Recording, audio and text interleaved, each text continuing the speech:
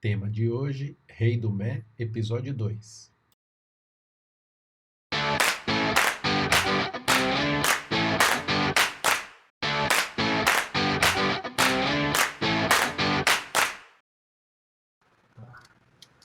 A Carla tá quietinha, vou botar a Carla para falar agora, porque chegou num ponto que a Carla vai ter que falar, porque agora, Carla, é o seguinte, você tem duas filhas, né? Uma mais nova e uma mais velha. E eu queria perguntar para você o seguinte, uma questão que você deve vivenciar isso na pele, principalmente com as duas, que é a questão das crianças na cozinha. Ainda mais menina, né? Gosta de ir lá, opa, quero fazer, quero ajudar, quero não sei o quê. Então, aí, o que eu quero perguntar é o seguinte, é aquele cabo de guerra, tem que ter a habilidade e a liberdade de ação. Você tem a devida habilidade para você tomar a liberdade de ação, então a pergunta que eu quero fazer é a seguinte, você deixaria a sua mais velha, por exemplo, mexer com óleo quente, mesmo, ou você também, a mais nova também se deixaria tão liberta quanto para mexer com óleo quente ali na boca do fogão? E aí?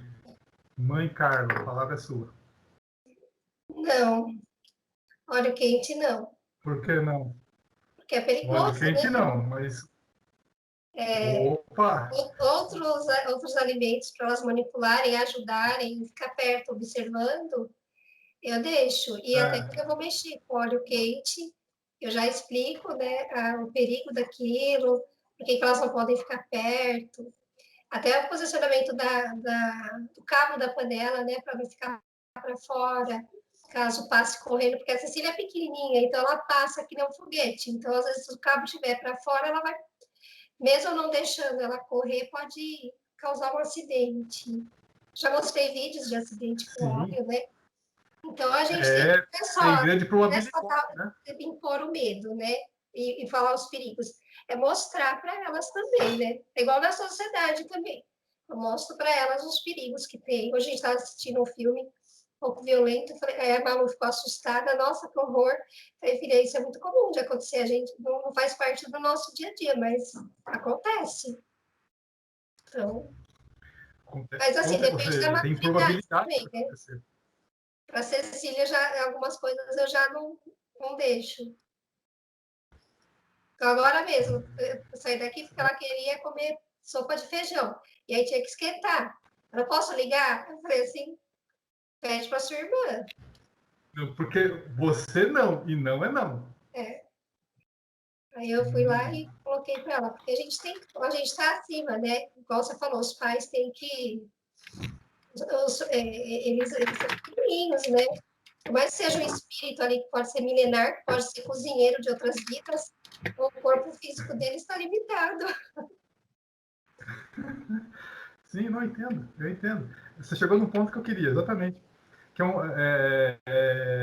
que é o da. Vou pegar emprestado um conceito lá das ciências da saúde, da área da saúde, que é de profilaxia. Alguém sabe o que é profilaxia? Alguém arrisca? Isso aqui é uma medida profilática. O que é uma medida profilática? É a medida paliativa, superficial, momentânea. Vou ler a definição que eu peguei lá do Wikipedia. Nas áreas da saúde e ciências da saúde, profilaxia é a aplicação a evitar a propagação de doenças. Uma doença tem um ou mais agentes causadores, Esses necessitam, de alguma maneira, interagir com o organismo. Entenda o organismo, vamos expandir para a sociedade. Projetos, ações, para gerar a doença. Toda e qualquer medida que procure impedir esta ação pode ser chamada de medida profilática. Aí dá um exemplo. O hospedeiro da doença é o homem, mas pensa assim, a sociedade, vamos falar homem expondo para a sociedade está doente.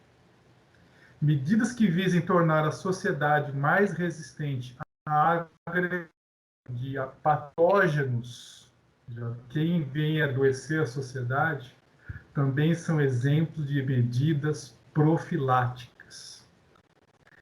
Então eu pergunto o seguinte, vamos lá, agora outro pinga-fogo. Será que existe profilaxia reencarnatória? Ou perguntando de outra forma, estamos na Terra ou planetas de provas e expiações de maneira geral? Todo e qualquer planeta de provas e expiações é a casa da mãe Joana ou a casa da mãe Carla? O que vocês acham? Eu acho que depende da personalidade, né? É aquilo, confiança se adquire, se conquista e tal.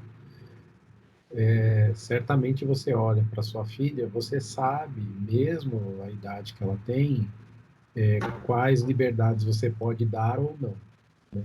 Então, fala assim, isso aqui eu posso autorizar porque acho que ela tira de letra. Agora, isso aqui já não, como é o caso da Carla, que você deu um cenário alegórico aqui do óleo quente, mas na vida tem coisas muito mais perigosas e tal. E acho que tem a ver com isso, com a personalidade do indivíduo, né? Com aquilo que ele já demonstrou anteriormente. Então, quando a gente fala quando você citou o currículo Mortis, por exemplo, seria isso, né? O que jogou onde, né? Fez o quê? Ganhou que título? Não, então, beleza. Então, você está autorizado a fazer isso que você deseja. Qualquer situação deliberativa, qualquer decisão deliberativa, necessariamente depende de informação, né? O máximo delas possível.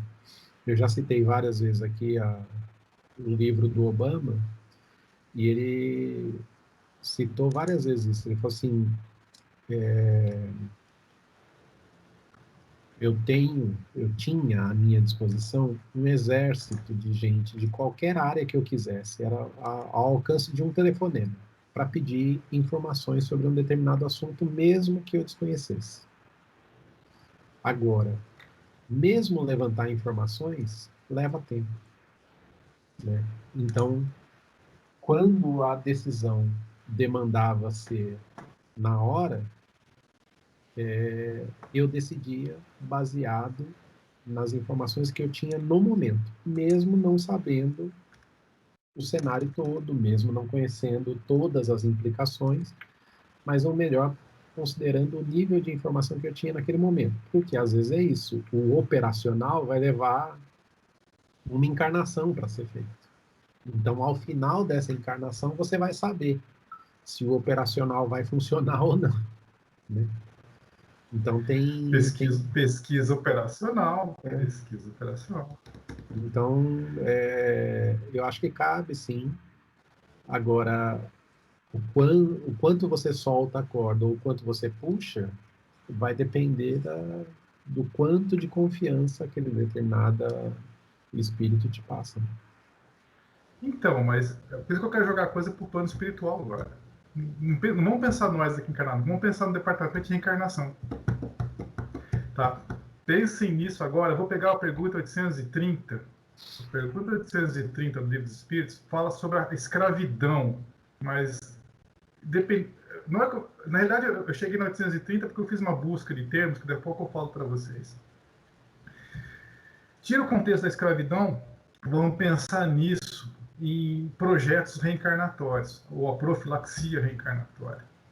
A resposta do livro dos Espíritos Superiores é sobre a escravidão, mas esqueça a escravidão, olhem a resposta em si. Abre aspas, resposta. O mal é sempre o mal, e não há sofisma, olha lá aí, sofisma, não há sofisma que faça se torne boa uma ação má. Não tem sofisma que explique, não, mas eu fiz nas boas intenções. Cara, uma ação má é uma ação má, ponto. Não há sofisma que transforme. A responsabilidade, porém, do mal é relativa, ou seja, não é absoluta. É relativa aos meios de que o homem disponha para compreendê-lo, compreender o mal. Então, onde que eu quero chegar? Agora é uma pergunta assim que vai realmente... Gente, sabemos que no plano espiritual, o Alexandre, segundo o Alexandre, é tudo mais amplo, mais tenso, mais perfeito. Pô, então deve ter pesquisa operacional, nós temos aqui, deve ter lá. Deve ter currículo espiritual, deve ter aqui, deve ter lá. Tem profilaxia, tem aqui, deve ter lá. Ah, tem estatística, tem aqui, tem lá. O Sidney falou, preciso de dados para analisar. Tem aqui, tem lá também. A minha pergunta é, quem autoriza a reencarnação em sã consciência sem perceber o que vai acontecer de estrago? Ou seja, não existe profilaxia, não existe estatística, não existe nada disso? De genocidas, ditadores, assassinos em série. Esse pessoal tá com uma bela pele de cordeiro? Não, acho que é o livre-arbítrio também, né? Não, mas O o livre-arbítrio é então, o mas é que tá. imponderável, né? Mas o livre-arbítrio que autoriza também. Então, mas você foi contra a realização do piquenique, sabendo pouquíssimos de dados você já foi contra a liberação do piquenique. Sim, e por isso sou E é um responsável piquenique, pela decisão que tomei, né? Então, com isso Eu eu acho posso... que existe aí entra um pouco daquela coisa do tem coisas que a gente ainda não consegue compreender nem dentro desse planejamento reencarnatório aí, que existem propósitos que são maiores, né? Eu até li alguma coisa do que você colocou lá e tem uma parte que eu achei bem interessante, que ele fala que eu não vou saber qual que é a pergunta, nem direito o número, mas ele fala alguma coisa assim. É como você disse, o mal sempre é o mal, mas ninguém está destinado a fazer o mal. Existe o livre-arbítrio no sentido assim. Deus até sabe que pode acontecer isso, mas você vai ter o seu livre-arbítrio, porque talvez, e aí eu tô fazendo as minhas suposições, exista um propósito maior nessa história toda. Não sei. Entenderam o que eu quis dizer? Eu acho que além do propósito, tem também a condescendência, né? Você mesmo outro dia citou sobre os espíritos serem criados naturalmente bons, né? Então, por origem, somos todos bons. O tornar-se mal é uma decisão. E aí é a parte polêmica da coisa. Mas eu acho que é o imponderável. Por exemplo, quando você autoriza a encarnação de alguém, obviamente que o plano espiritual já se cercou das defesas necessárias para que aquilo corra da melhor maneira possível. Seja te colocando numa família adequada, seja te apresentando um outro ser que vai te dar uma segurada, né? Por exemplo, eu sou o ser que segura o Alexandre desde 14 anos. Eu que falo assim, ó, meninão, baixa a bola aí, que... segura a onda aí, que a sua não tá tão, né? Brincadeiras à parte, é isso, né? Embora seja arriscado, tem o imponderável. Você ainda pode, num único gesto, mudar o destino, seja seu, seja de uma nação, seja da sua família, né? E isso está ligado ao poder de decisão. Aí você fala assim, então Deus apostou num único momento, numa única decisão, se seria A ou B? Óbvio que não, né? A aposta não está em Deus, a aposta está em você, né? Mas assim, eu entendo tudo que vocês estão falando. Eu vou fazer três citações de novo. Vou pegar uma citação. Oi, desculpa. O Alexandre quer falar. É que eu não estou vendo, eu estou vendo a minha cola. Fala, Alexandre. Duas considerações. Primeira, Deus não dá um fardo maior do que o espírito possa carregar. Perfeito. Primeira. Segunda, O livre-arbítrio ele tem 2 pontos de influência na vida.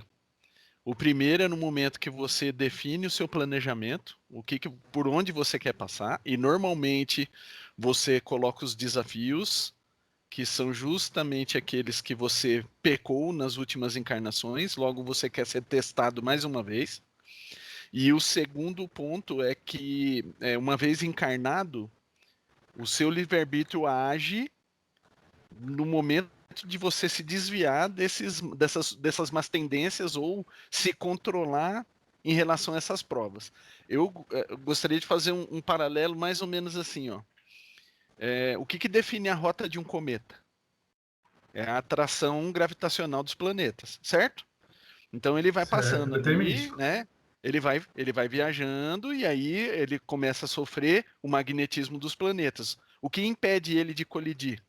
Agora fazendo um paralelo com o espírito, a vontade dele de chegar no objetivo. Óbvio que o cometa não tem vontade, né? Mas no caso do espírito é a vontade de chegar no objetivo.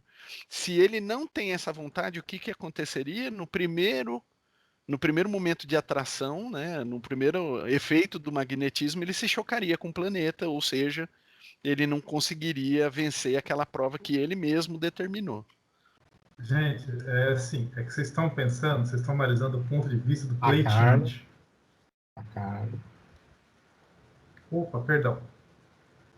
Vamos lá. Com relação a esses espíritos, né, que você colocou, são espíritos que vão trazer sofrimento, né? O objetivo da encarnação é a gente melhorar, mas a gente percebe que eles vieram e espalharam sofrimentos, né, na sociedade em que eles estão inseridos. O que acontece? Eles precisam reencarnar também. Eles precisam evoluir. Né? E é dada essa oportunidade para eles, porque eles são filhos de Deus. Porém, eles vão reencarnar em lugares onde aquelas pessoas que estão próximas precisam ter um aprendizado em relação àquilo. Porque elas também estão resgatando coisas do passado. Às vezes o espírito já não está mais naquela maldade, mas ele tem algo do passado a resgatar. Porque ele é colocado num planeta de provas e expiações. Ele não pode ser colocado num planeta de regeneração, porque ele não vai ter terreno para maldade. Então, ele já é colocado num local onde ele, além de poder evoluir, ele também vai ensinar outras pessoas. Eu acho que assim como a gente, não que a gente não seja, que a gente seja bonzinho, né? Mas assim, a gente vem numa proposta de se melhorar. Eles, às vezes, não vêm nessa proposta de se melhorar. Mas, às vezes, eles melhoram muito mais do que quem veio nessa proposta de se melhorar, devido a alguma coisa que eles experimentaram aqui também. Eles acabaram evoluindo. Então, a gente não está vendo tudo, porque a gente não está nesse conselho da espiritualidade. Mas a espiritualidade, ela sabe muito bem o que está acontecendo e tem o controle. E junto com essas pessoas, né, que a gente vê que precisa passar por aquela experiência, juntamente com aquele ser, né, vem outros espíritos que vêm também para auxiliar aquele espírito. Porque o que a gente percebe nos livros, né, espíritas, é que essas pessoas, elas são muito mais amparadas e muito mais assistidas do que um outro espírito mais comum. Então, eles são bem assistidos, né? Dizem até que dizem não, né? O Chico Xavier, ele falou que o Hitler, ele foi exilado para Plutão, e que o Gandhi, de vez em quando, vai lá, pediu para ir, de vez em quando, conversar com ele, ser como se fosse um mentor espiritual, não aquele mentor que a gente tem que acompanha direto, mas de vez em quando ir lá para conversar com ele, sugestionar algumas coisas, mas ele está lá sofrendo. Então, ele já não pode mais ficar aqui no nosso planeta. Mas existe uma misericórdia divina que assiste e protege esse espírito, até do ódio, da maldade, de uma porção de coisas que a gente ainda não tem condições de entender, né? Porque dentro do nosso padrão, a gente quer ver a pessoa sofrendo por tudo que ela fez o outro sofrer. Mas o plano espiritual não é dessa forma. Não, eu entendo, gente. Claro, você falou um negócio interessante aqui, que eu vou pegar a tua fala. Você falou várias vezes, às vezes, ou seja, às vezes significa que é estatístico, não é determinístico. Tem probabilidades, é às vezes. Não é nem sempre, nem nunca. É às vezes. Você falou assim, tem que dar oportunidades porque eles são filhos de Deus. Mas você não deu oportunidade para Cecília pegar no óleo quente. Você sabe que ela não vai conseguir. Você não vai dar essa oportunidade para ela, em sã consciência, não. Em algum momento você vai. Mas enquanto ela é Cecília, pequena, eu acho que não. Gente, não pensem no pleiteante. Pensem em quem tá autorizando. E lembre-se, poxa, existe pesquisa operacional, existe estatística, existe profilaxia, existe CV espiritual. A gente tem dados. A gente não está jogando. O Einstein disse, Deus não joga dados com o mundo. Se Deus não joga, quem está ali encarregado também não deveria. Ou deveria. Ou vamos jogar, seja o que Deus quiser, a sorte está lançada, a Leia já que tá este. Sidney, você está com a mão levantada, vamos lá. Não, eu acho que não, cara. Eu acho que quem decide sabe o risco, entende? Sabe que é arriscado, mas mesmo assim conhece o risco.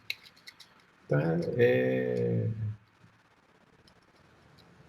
eu imagino assim, olha, do jeito que eu enxergo o mundo hoje, eu passei muito tempo apenas vivendo, apenas fazendo feijão com arroz. Até um dia que eu cheguei à conclusão, falei assim, não, peraí, eu estou fazendo errado.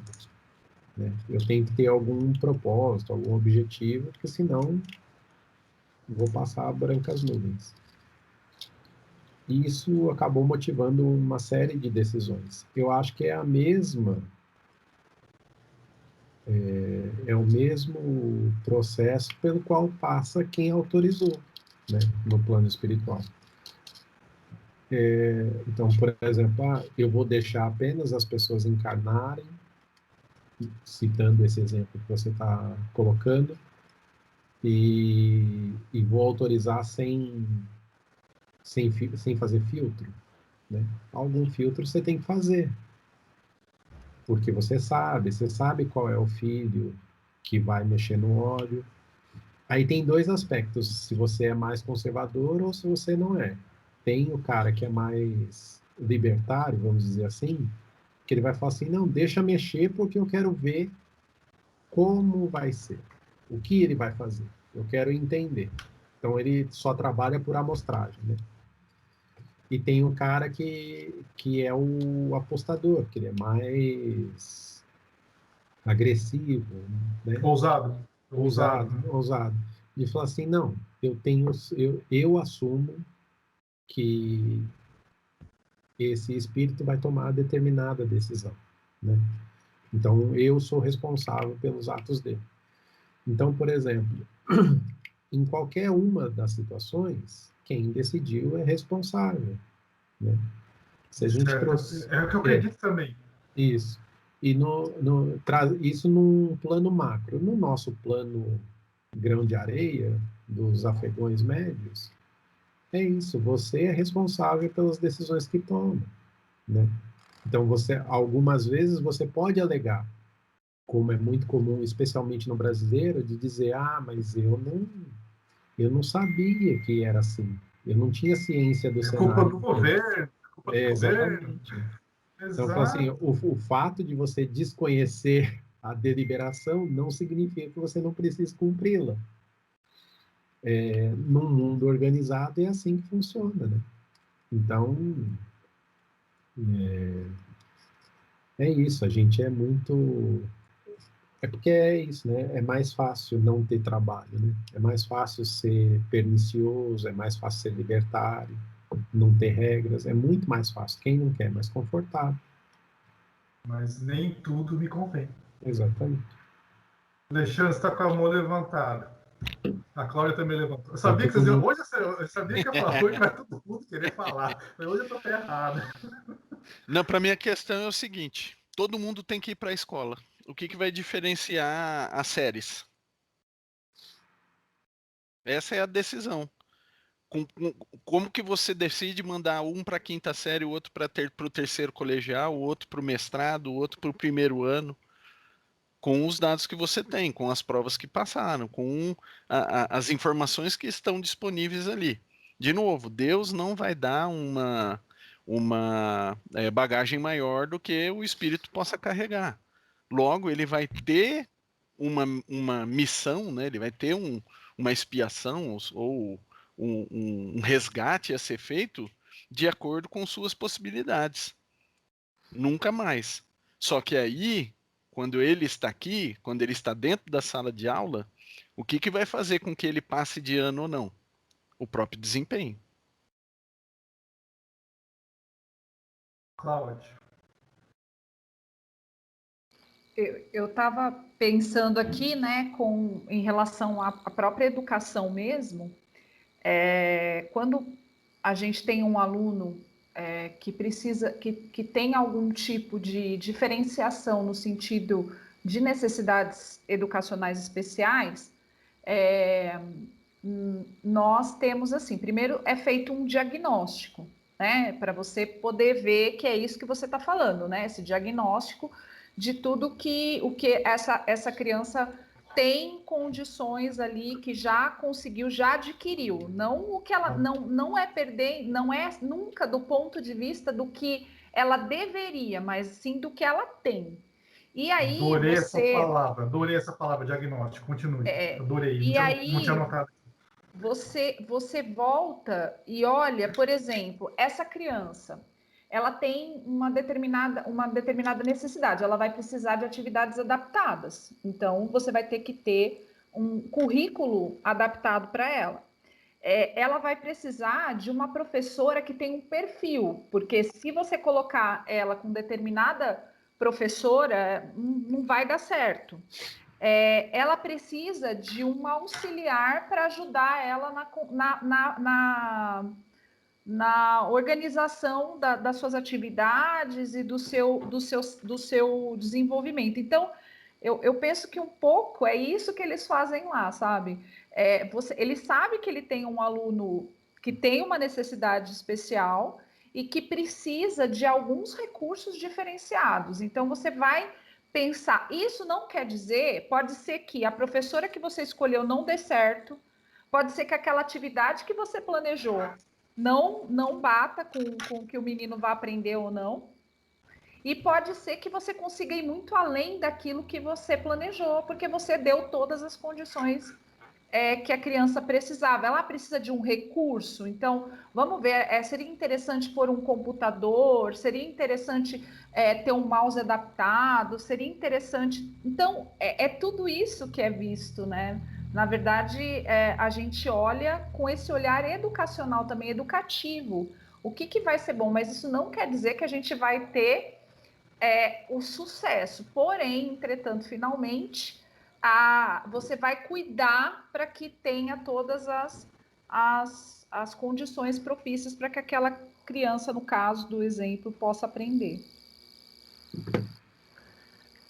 Acho que a Carla levantou a mão. Deixa eu ver mais. Depois o Sidney. Eu vejo o livre-arbítrio, a reencarnação e depois o nosso livre-arbítrio como um voto de confiança. A gente estava falando do piquenique, aí a Cláudia falou, eu liberaria, ela postou, liberaria se fosse na área coberta. Ok, é um voto de confiança, o conselho aceitou, eles foram para o piquenique. Com todos os cuidados que o conselho tem, a gente não sabe se a pessoa que está lá vai sair da área coberta e ficar dançando na chuva. Né? Então, assim, a reencarnação é um voto de confiança. Como você colocou lá a história do lobo mau na pele de cordeiro. Ele sabe das tendências dele. Ele sabe o que pode vir pela frente, as tentações que ele vai suportar ou não, né? Porque muitas vezes ele pode resistir às tentações. Sem sucumbir. E aí, O livre-arbítrio entra nisso. É assim, eu só vou saber quando eu passar pela experiência. Porque a gente tem as tendências. O que são tendências? São comportamentos repetitivos. E probabilidade. Mas a gente tem que adquirir novos comportamentos, novas habilidades para o espírito crescer, senão a gente fica num círculo vicioso. A Cláudia falou uma coisa interessante: o espírito reencarna. Às vezes, aquilo que ele já sabe fica adormecido. Porque se abrir os canais dele, ele vai continuar naquela mesma tendência. Ele vai querer trabalhar com aquilo que ele é super experiente, que ele sabe que vai ser próspero naquilo. Mas se ele precisa passar por uma nova experiência, aprender novas coisas, tem que fechar aquele canal dele. Tem que adormecer. Porque a gente é muito resistente à mudança.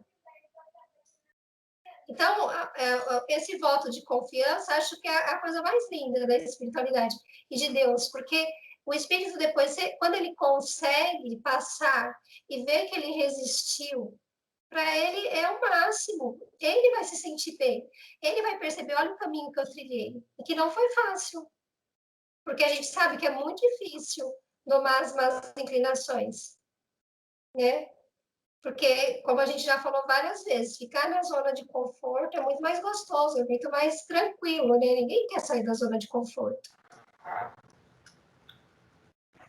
E com relação à minha filha, assim, eu não permiti. Então, se fosse do Conselho da Reencarnação, eles não permitiriam. Entendeu? Eles não iam permitir, caso eles vejam que ia trazer um sofrimento muito grande, assim. Eles não permitem, tanto que a gente percebe que alguns outros espíritos vêm totalmente limitados e debilitados para não fazerem mais o mal. Mas eles também vão sofrer na pele as consequências do que eles fizeram no passado. Então, eles sabem por que estão sofrendo daquele jeito, né? Por que eles estão tão limitados. A gente vê isso no Caminho da Luz, dos capelinos, como eles sofreram aqui na Terra. Mas foi tudo muito bonito, porque eles foram convidados por Jesus para ajudar o nosso planeta. E ajudaram bastante. Mesmo com todas as limitações, eles auxiliaram muito na evolução do nosso planeta. Mas sofreram. Mas por amor e por querer voltar para a capela, muitos deles conseguiram, resistiram ao mal, se melhoraram e retornaram. Alguns ainda estão aqui, né? Mas a maioria deles já foi. Sim. Eu ia só fazer um comentário sobre o perfil do porteiro, né? Que eu comentei, falei assim, depende de quem tá lá na porta, barrando ou liberando as pessoas para descerem, né? A Cláudia acabou de chapeuzinho, né? A Cláudia acabou de citar o exemplo dela falando, como boa educadora que é, de dizendo assim, eu liberaria o parque se fosse na área coberta, aí vamos ver qual que é a estrutura que está precisando, o que precisa e tal, não sei o quê. Ou seja, ela intrinsecamente ela assume a versão condescendente de falar assim, não, eu autorizo e mais que isso, o que eu preciso fazer, como eu posso ajudar, qual é o meio do caminho que fique bom para todos, entende? Se fosse já é sistema de consulado, ó, tá aqui a lista de documentos, tá aqui as coisas que você precisa fazer, volta quando você tiver isso pronto. Mas não, quando tiver pronto você volta aqui, entendeu? Então, por isso que eu estou falando, depende muito de quem é quem está lá na fronteira, né? Se é uma pessoa mais permissiva, que vai dar esse voto de confiança, é que no cenário colocado aí, a gente não teria essa possibilidade de chamar os presuntinhos lá e falar assim, ô fulano, o que é que vocês estão querendo fazer? Mas como vai ser? Como vai fazer? E tal, não sei o quê. Entendeu? Não tem isso. Você está decidindo ali no papel, né? O que acaba sendo frio, né? Sim, uma entrevista é tudo. E eu compadeço em algum aspecto, com quem é dirigente de qualquer natureza, porque o dirigente tem que necessariamente cobrir o maior número de possibilidades. É função dele pensar em tudo. Ele tem que ter uma boa equipe, ele tem que estar bem assessorado. Sempre. Exatamente. Ou ser excepcional, né? E a gente sabe que quem... Se a gente está vendo o lobo mal encarnado, imagina quem está decidindo, né? É um bando de gente, como o Alexandre falou, o mínimo seria preparo. Mas as pessoas não são preparadas para a vida, quanto mais para decidirem alguma coisa. E às vezes, a própria pessoa, quando ela chega lá, ela tá com boas intenções, ela tem a ideia de que ela quer melhorar. Mas quando ela chega aqui, ela sucumbe, né? Mesmo tendo todas as condições, né? Ela sucumbe. E aí, até tem a pergunta, uma das perguntas que o Zé falou para a gente ver, que ele pergunta assim: é responsabilidade do espírito que é o mentor dessa pessoa, se ela vai bem ou se ela vai mal? E eles falam assim: não. É bom se ele for bem, mas se ele não for bem, por quê? Porque o espírito, o mentor vai fazer de um tudo para ela ir para o bom caminho, mas a decisão sempre vai ser dela, né? Sim. Então é bem lembrar isso. Qual pergunta é essa? Sim, tem essa pergunta assim. Eu nunca sei esses detalhes, eu sei que eu leio, mas não sei qual que é. Aí eu acho que é bem isso que a gente tá falando, né? Que ele sabe, ele vai olhar e vai ver o lobo, ele não vai ver o cordeiro, quem tá lá. Ele sabe, só que, como a Carla disse, Deus é misericordioso e todos são filhos de Deus. Então vai ser ajustado de uma forma que aquilo possa contribuir, né? E que ele possa depois não chegar lá e falar assim no checklist lá, depois, né? Que do Sidney, que ele chega lá na porta de São Pedro e fala assim: olha aqui. Aí você fala, o cara vai falar: não, escuta aqui, você teve todas as condições, você não fez por quê? Né? Então é bastante interessante isso, porque é o que a Carla falou, é o voto de confiança, é o crer que uma hora a gente vai conseguir, mesmo tendo 1001 tentativas fracassadas aí que a gente... E quando a gente consegue, a gente muda, né? Muda de planeta, muda de estágio, muda de tudo, né?